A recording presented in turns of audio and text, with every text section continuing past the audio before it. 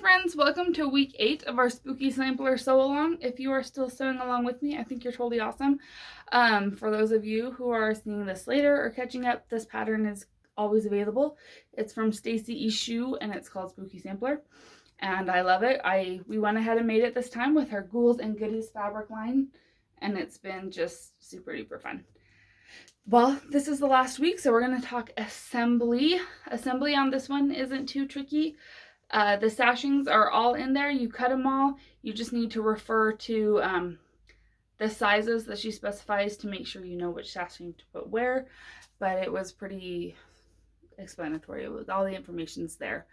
I clearly assembled a little bit as I went because it speeds up the process for me, and final assembly is my least favorite part of making a quilt. And so as I got my ghosts done, I put them in their pairs. As I got the candies done, I put the candies together with their sashings.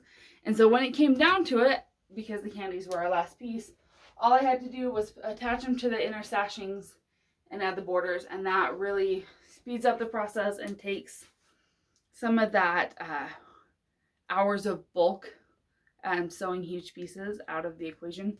And it makes me more likely to get a quilt finished if I do it as I go. But, so this one, our background fabric is directional, and so we have to pay really close attention to what we're doing. But Stacy was really good when she wrote the pattern, and it's all written with the sashings cut exactly what they should be for the directional nature of the fabric. So just pay attention to height versus width. This quilt is assembled in 3 units. We have our main unit here in the middle with the cats that goes across the center, and then 2 units on the top and the bottom. They are just mirror images of each other. So once you assemble the 3 units, we go ahead and put in these 2 narrow horizontal sashing strips. You guys, when you're doing narrow sashings on something like this, pin the heck out of it, okay? Tons of pinning. Find the middle, just like you would do a border.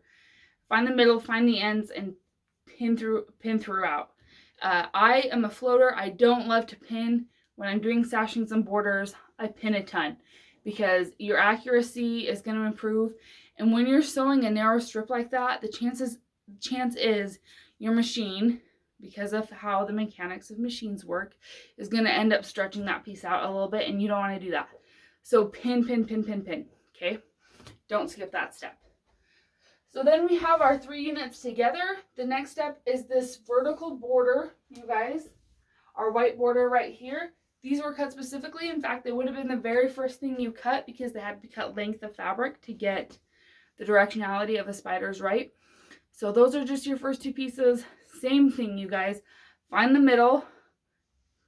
Make a mark on your quilt top and your border. Pin the outside edges and ease it all throughout with a whole bunch of pins. Okay. As a long armer, I see the value in getting your borders nice and square, and I know how much a border can square up a quilt that maybe isn't perfect. And so if we do our borders right, then our quilts turn out so much better, and the quilting process goes easier, and you're less likely to end up with a small pleat or pucker or anything like that in your border, because let's be honest, we don't really want that. So I went ahead and added 2 extra borders to this quilt because I wanted it bigger so that all 3 of my kids could all fit underneath it on the couch. And so I went ahead and added this black border. I cut it at 2 inches, so it finishes at 1.5 inches. And the orange border I cut at 6 inches, and so it finishes at about 5 3/4.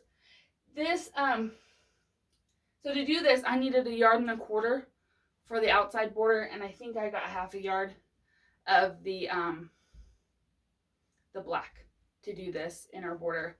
And it just, to me, the black kind of frames it a little bit, and then I used one of the fun prints from the line that wasn't used in the quilt on the outer border. The other thing that I added was a flange on my binding.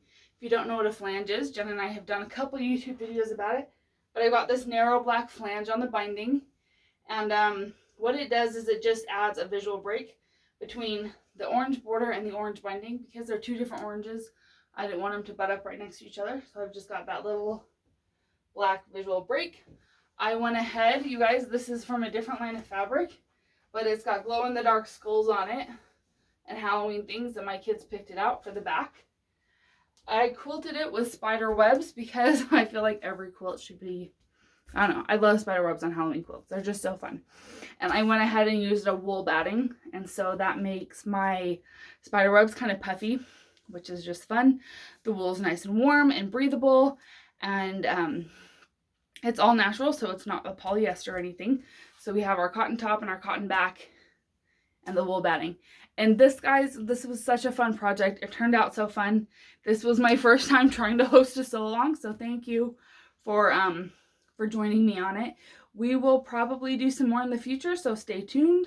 As always, follow us at Instagram and Facebook and YouTube. We are JK Quilts, and we will be around forever because I love sewing and I love quilting with my sisters, and we love being able to share it with all of our friends, whether they are local or just out there in the quilting verse, quilterverse on the internet.